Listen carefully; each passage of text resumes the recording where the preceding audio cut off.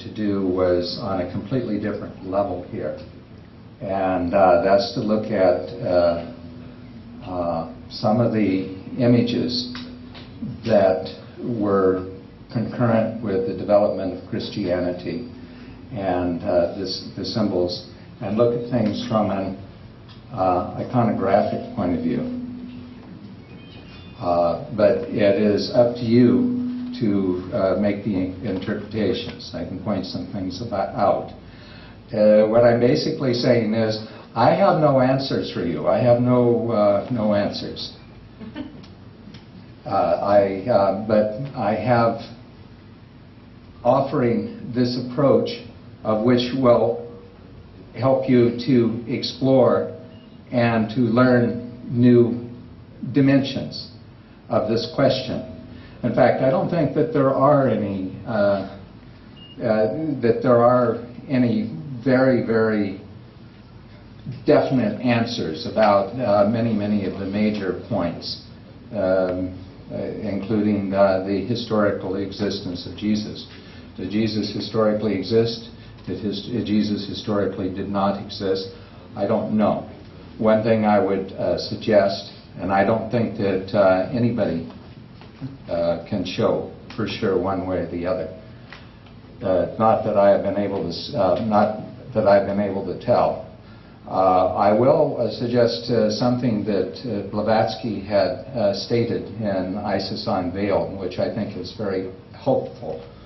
And that is, on the question of a historical Jesus, she divided the question into three. She says there are three ways of looking at Jesus. You can have a historical Jesus.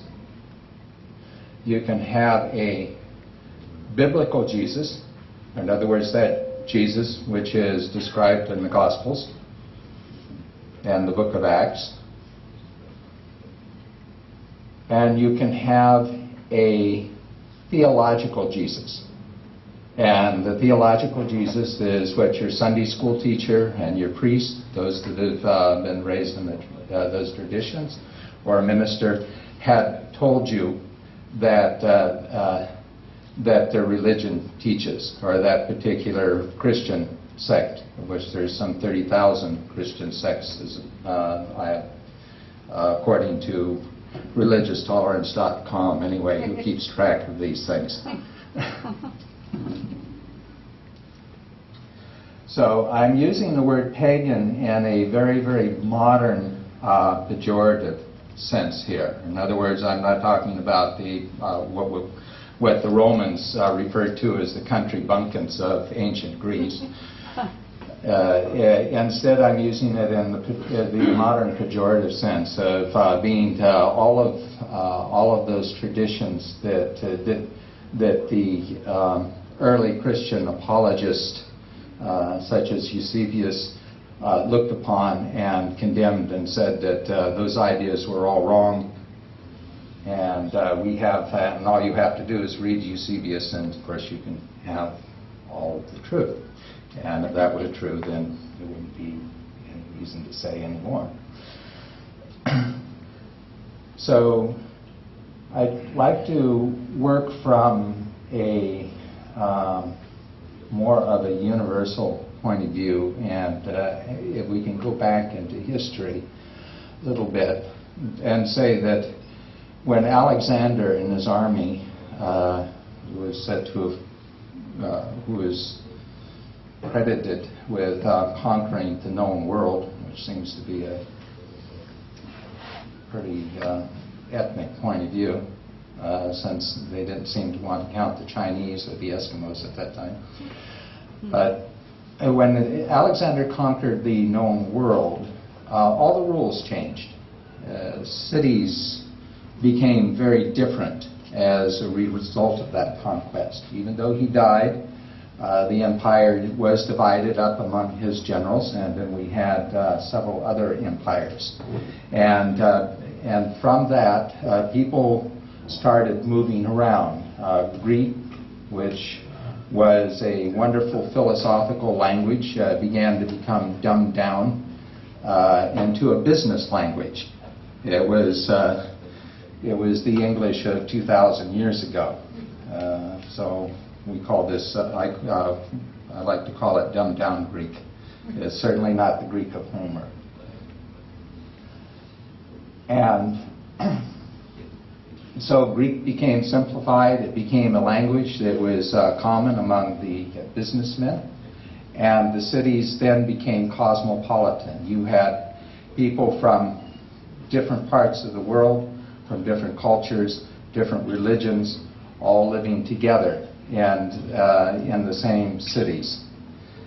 Most famous of these cities, of course, was Alexandria in Egypt.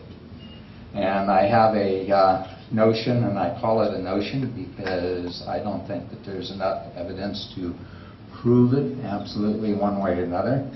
But I do have the notion that Alexandria is very, very largely responsible for the development of Christianity.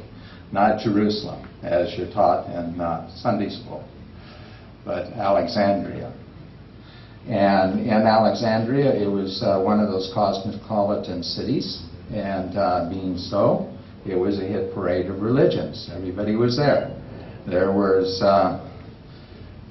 it was a Greek city, but yet it was populated with Egyptians, so Egyptian ideas were well known there.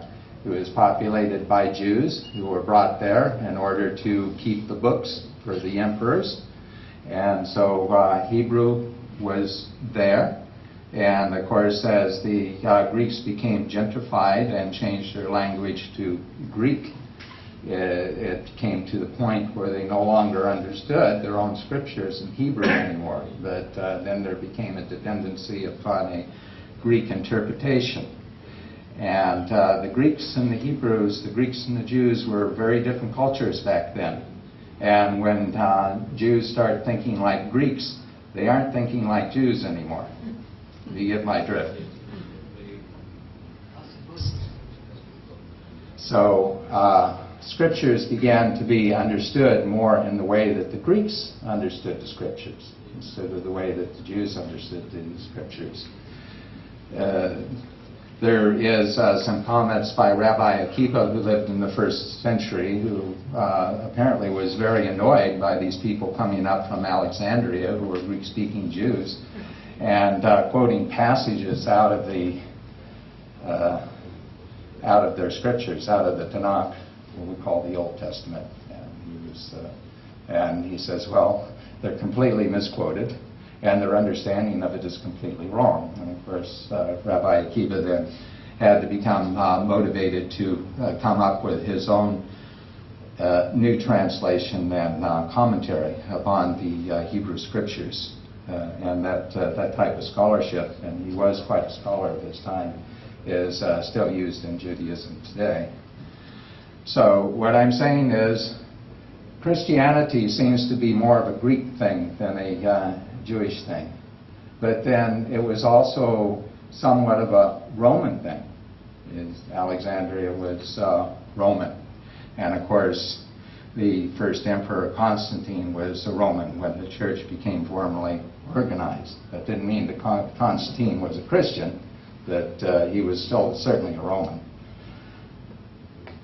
And in Alexandria, as our two speakers ago mentioned, there certainly was a Buddhist presence in Alexandria. And there is no question that Buddhism and Buddhist thought also played a role in the formation of Christianity. How much and where and in what place and how. There's lots of pieces to this puzzle that are missing. And so much of this has become conjecture. So we have Greek thought, we have Roman thought, we have Hebrew thought, we have Buddhist thought, we have Platonism, and we have the various schools of Neoplatonism. And so this is what anthropologists say that was created out of this is what anthropologists call a syncretism. In other words, all these ideas came together and formed something completely new. A good example of syncretism is that when an African religion called Yoruba met up with the Roman Catholic missionaries, and a new religion came out of it. It was called Vodou, or some people say voodoo.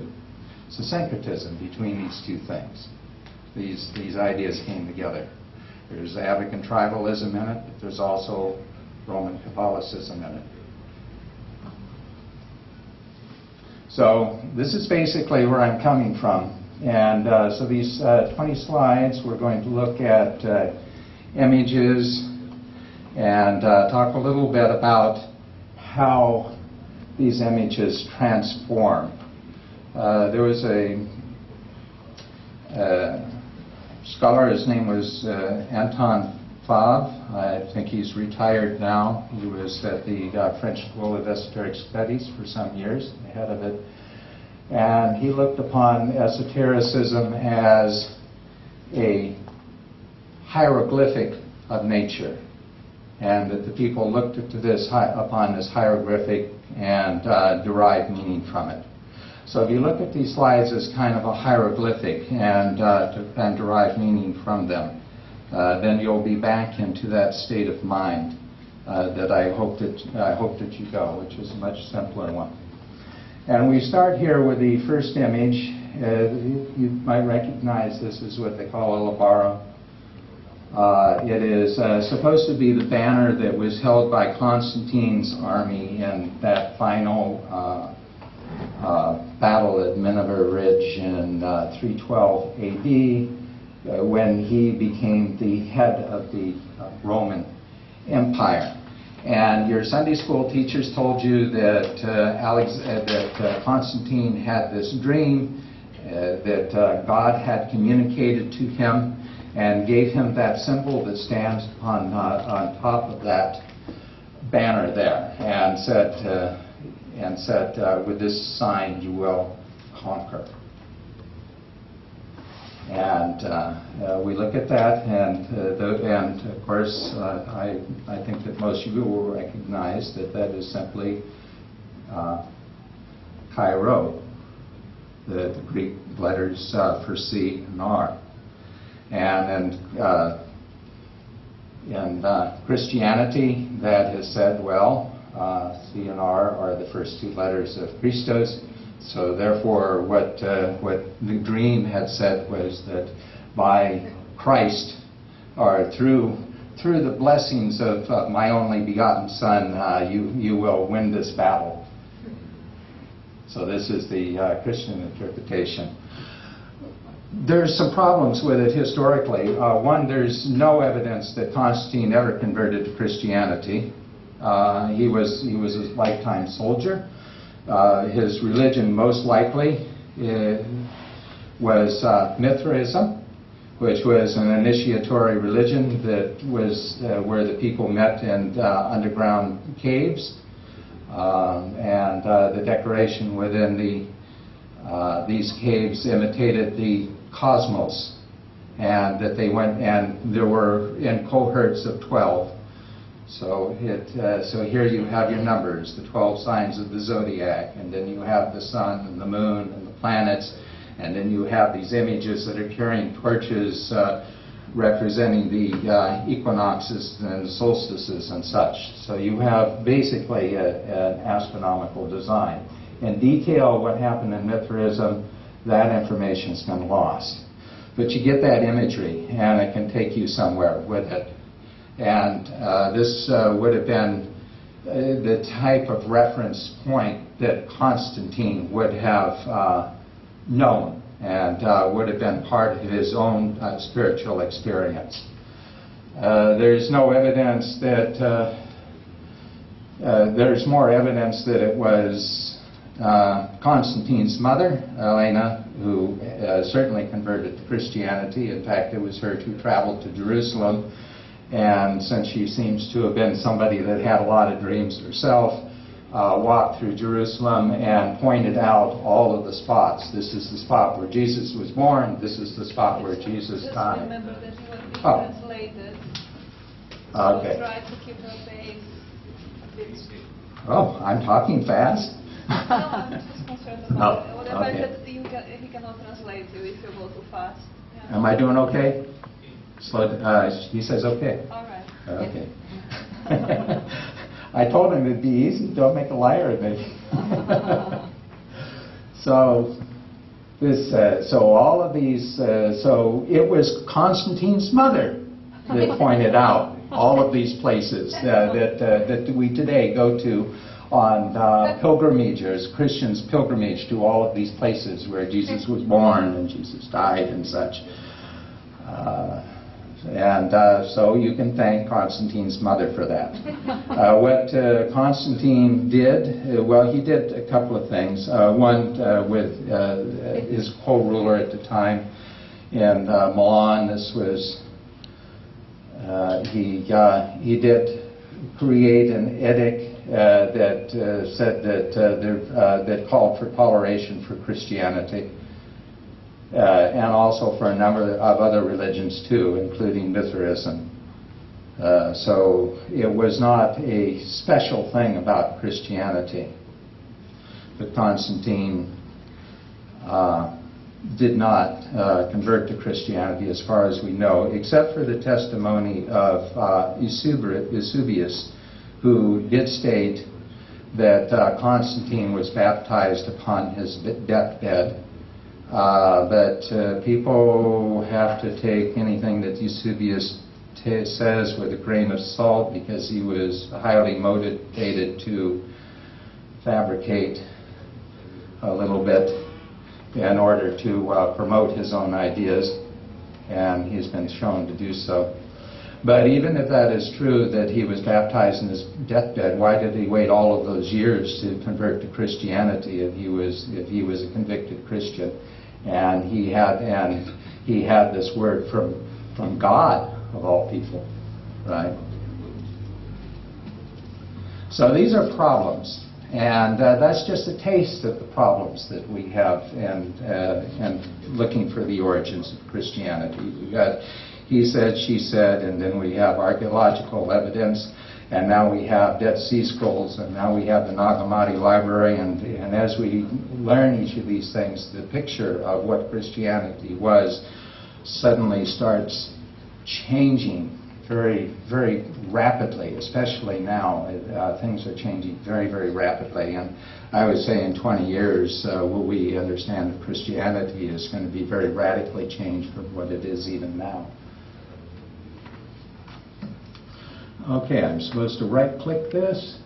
By the way, the Librarum of Constantine, those three dots, there's one account that says those three dots actually were originally images of Constantine and two of his sons, two of his children, male children. So, that's not the Father and the Son and the Holy Ghost. Oops. Did I push the wrong one? Okay. There we go. So I want to step back into pre-Christianity here for a moment and point out some things. And I'm looking at the one on the image on the right now, which has Horus. And Horus, of course, is the son of God in the Egyptian religion. Horus is the son of Osiris.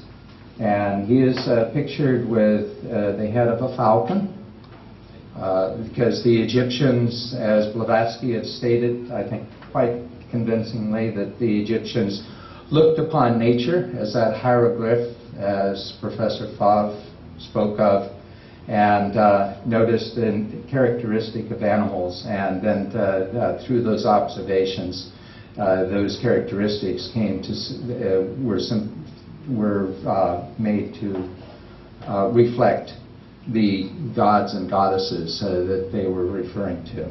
For instance, gods and goddesses that lived underground were usually represented by animals that lived underground or underwater, such as crocodiles and hippos and such. So we have here Horus, and we have a very interesting thing here. We have the disk of the sun, Re, upon his head. So we have, in a sense, two symbols that have been brought together to bring a third meaning. So that Re symbol has a meaning, and then Horus has a meaning, and now together we have another meaning. So we have Horus now associated with the sun god. And then you also notice that around that disk of the sun there is a serpent. Think of your Christianity and what serpents mean in Christianity. This particular serpent was constantly pursuing the sun, and then every once in a while would go and swallow the sun up. Then we would, of course, have these solar eclipses. And you might think of China, where you have a celestial dragon that occasionally goes and catches up with the sun and swallows it up momentarily, and then we have solar eclipses there. So serpents and dragons, it seems in the ancient mind, were very, very closely connected together. And there is a story there, something to be pondered. What does all of this mean? The ancient Greeks would ask. What a wonderful story. What does it mean? What does it mean? Unlike the Romans say, ah, good story. When did it happen? How can I make money out of it? How does it help to exemplify the values that we want our people to hold? Okay, very different mindset. Then you have over on the left, of course, that is Isis and child. And many people read that as a prototype of the Madonna and child that we have in Christianity.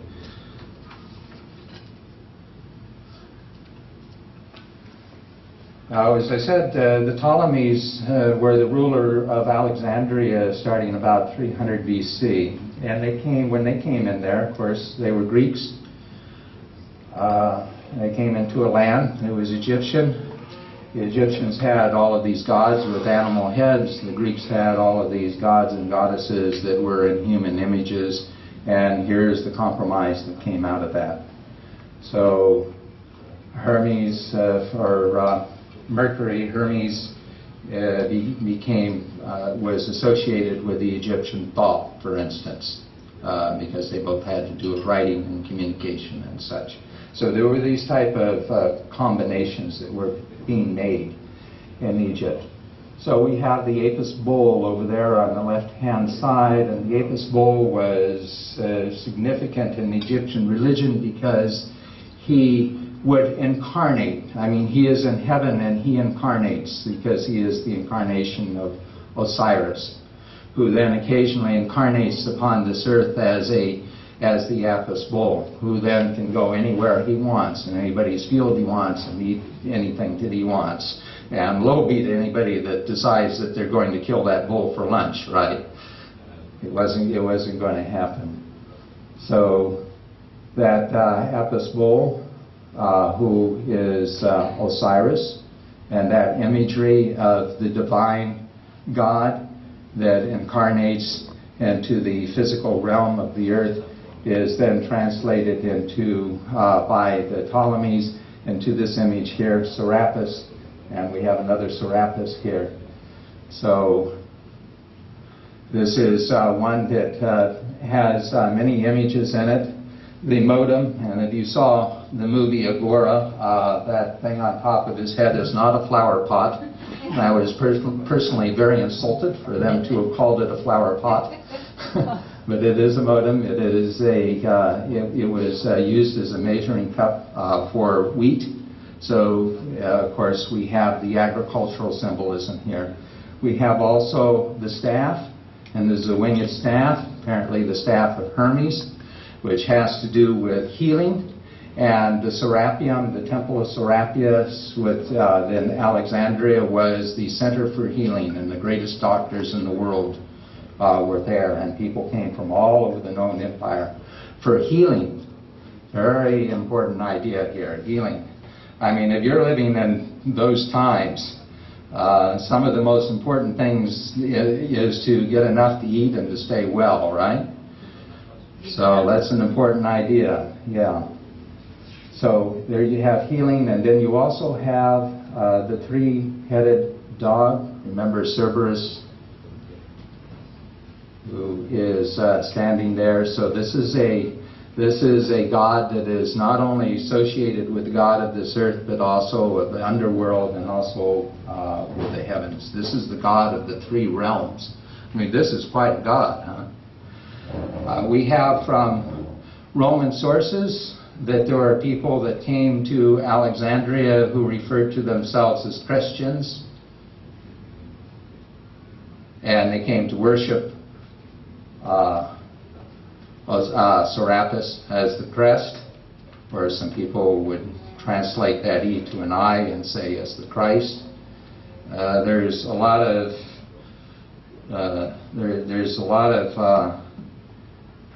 there's a lot of confusion here as to exactly what of this is, because of the meanings of crest and of Christ. We know that Christ has been used as the title of Jesus. Also, it is being used as the Greek term for Messiah. But then crest is a word that also has a meaning of a good person, but it also has a meaning of a person who was a healer. In other words, there's implications of healing, and there's also implications of being a magician. And so going back to the root words here, we have the idea of magic. And magicians were also healers. They were people that would come and call down the gods and create miracles and healings. Sound familiar? Have you read your Gospels? What is the most common theme in all those Gospels? Jesus goes from place to place, and he heals people, and he drives out demons.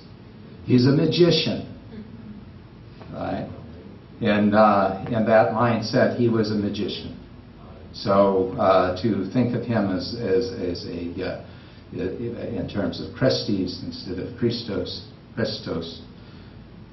instead of Christos would be not hard to do, would it not, if a person was a healer and a magician. Remember that Chi-Rho that was on that image? And this is supposed to have been, according to Eusebius, that X was, at least he very much wanted to make that into the cross that Jesus died upon, as they said. But here, and that was the dream, but here we have, and it's very hard to see, you have to squint quite a bit, but if you follow that red arrow there down between the legs of that imperial eagle. Now this is a coin that was struck by Ptolemy III. So we're talking about about 200 BC here, 200 years before before the Christian era. And here we have down here on there is the Chi-Rho sign, right under between the legs of that eagle.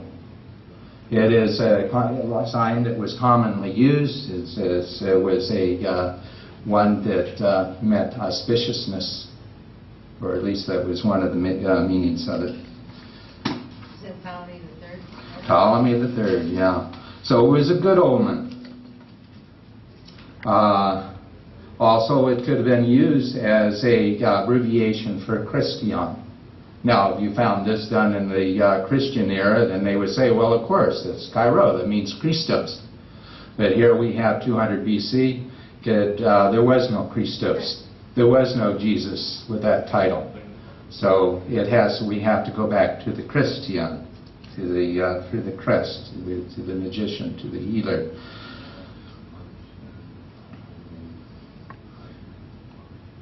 And here we have a follis that was issued by Constantine.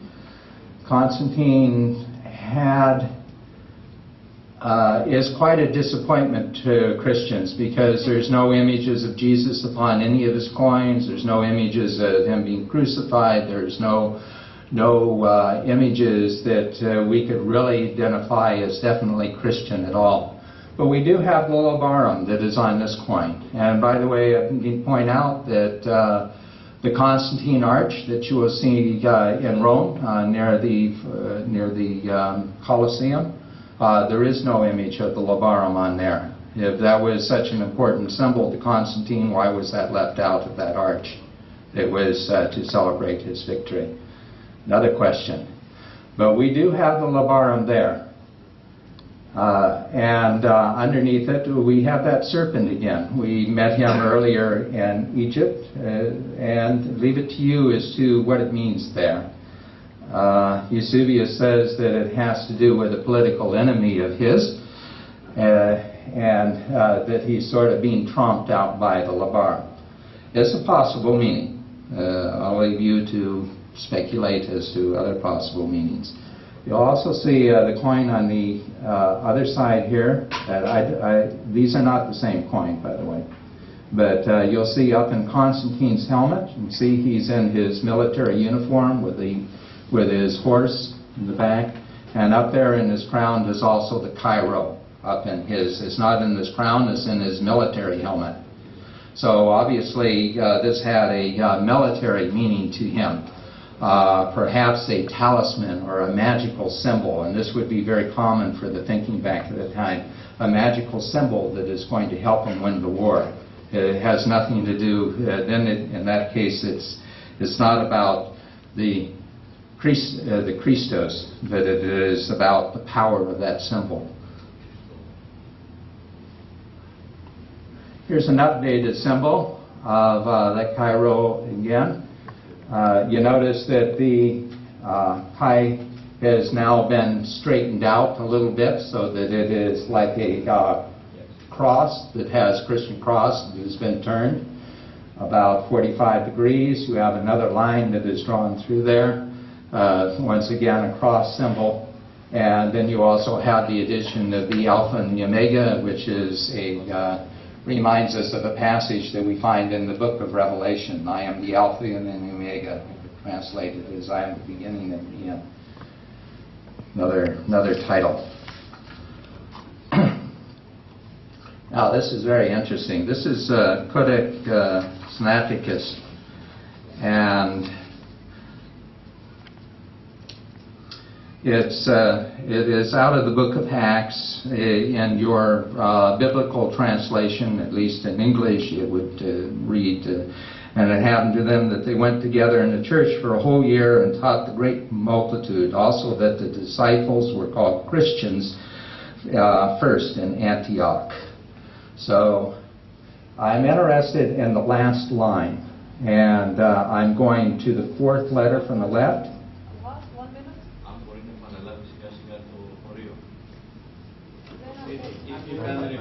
If you can repeat slowly. Repeat the quote.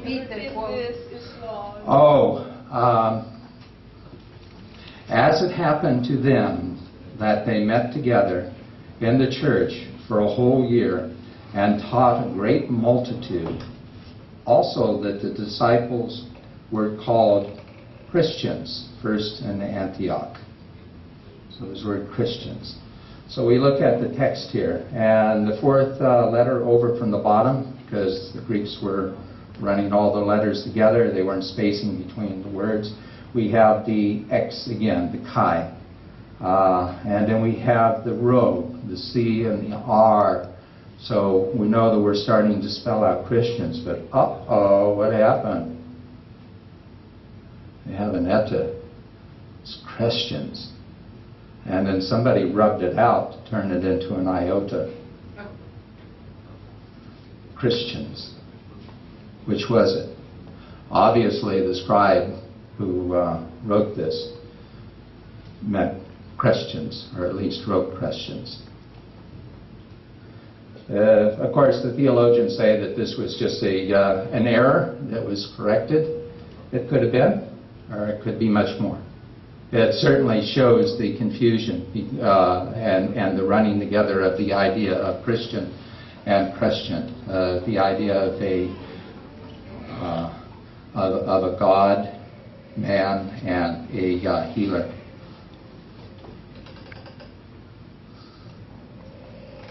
Oops. There we go. We also have, during this time, very, very commonly talismans that were made through the early Christian era. This is a little later one. Very commonly they would have scenes on them that are from the Bible. This one is Jesus raising Lazarus from the dead. And then we would also have magical formulas that were written in Greek on the back. Sometimes those magical formulas would be words that wouldn't make a whole lot of sense, as magical formulas logically do very often. Sometimes they're just collections of sounds. Sometimes the important thing is the rhythm of what is being said and the tonality, the way the sounds work together was more important than any meaning. So this is a very common idea in magic. But we have this association here between magic, early magic, and Christianity and healing. Also in Rome, we have this image. It became very, very popular. It was minted upon many coins. The Sol Invictus, the unconquered sun. There seems to be another step in this idea of Mithras, from the Mithraeum. This is the incarnate. This is the sun god that incarnates. And if you have the son of God, the son of Zeus, one of the sons of Zeus, of course, was Apollo, who was the god of the sun. So this association with the sun and with an incarnated God we have pictured here. And this was a very, very popular religion in Rome at the same time that Christianity was coming into its development. Oh, that's interesting. I don't have all of the slides in these notes here. That's okay. This is another one that was, oh, there it is. Another happening was that beginning with Augustus, the Emperor Augustus, the Senate made him a god. And of course, after his death, made him divine. And then after his death, he became a full god. So when he was cremated, there was a temple built upon the place of his cremation. And if you look at this statue here, this is Augustus the god. Compare that to statues of Jesus in your churches. I think that you'll find some similarities there. Also, that Latin phrase, Gloria in Excelsis. Any of you have been in a Roman church, and you might have heard that many times. Jerry, you have more 10 minutes. 10 minutes? Yeah. Oh, okay. Moving along here. Nero was so this idea of becoming living gods very quickly came on. So now we have the idea of living gods, and here we have a depiction of Nero with that same flaming crown representing the rays of the sun. And here we have a very, very early image of Jesus. It is in the Callisto Catacomb near Naples, a little south of Naples. This is 3rd century. And the Romans would have understood this image of Jesus. This is supposed to be Jesus carrying the water and the sheep and all as a symbol of a good Samaritan. The good neighbor, the one that is working to help his neighbors and to help his family and to help all the people that is within his town and the city. These are values that were very important to the Romans and the type of things that the Romans promoted within their religions, within Roman religions. Here we have two other images. The one on the left I find very, very intriguing because it was found under the Constantine Church, in a catacomb under the Constantine Church. It was in the Christian burial place, the oldest in the Christian burial place there. So this is supposed to be an image almost has to be an image of Jesus. But he is with the rays of the sun, and he's on a chariot with 4 horses. And this is also the classical image of Apollo, the sun god, with his 4 horses running around. That Constantine Church, by the way, is located under St. Peter's Cathedral. They just kept building bigger churches on top of the old church. This other one image was found in Dorset, England, and is in the British Museum today. It's a mosaic. And I think it's very, very intriguing. Some people see an image of Constantine within that, but once again, you see the labarum again, the Kairos symbol, but you also see him straddled by 2 pomegranates, and then coming out of those 2 pomegranates appear to be lotus buds, which is a solar symbol. Once again, the pomegranates is a symbol that is associated with Persephone and going into the underworld.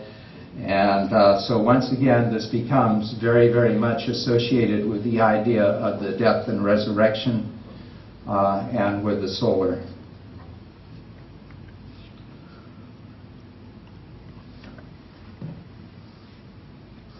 And then as we move along in Christianity and we come into the period of the making of the Greek icons, and this is a very, very familiar one. I love this one. This is the resurrected, and this is on the right. This is the resurrected Jesus. He is already resurrected. He is giving you the sign of authority, and he is holding out the book. I understand this is the book of John. At least our local Orthodox priest translated it for me as such. And so this is Jesus, the high priest. This is the ultimate authority. And look at who he looks like. He looks just like his daddy, doesn't he? Zeus, right? Yeah, Zeus on the other side.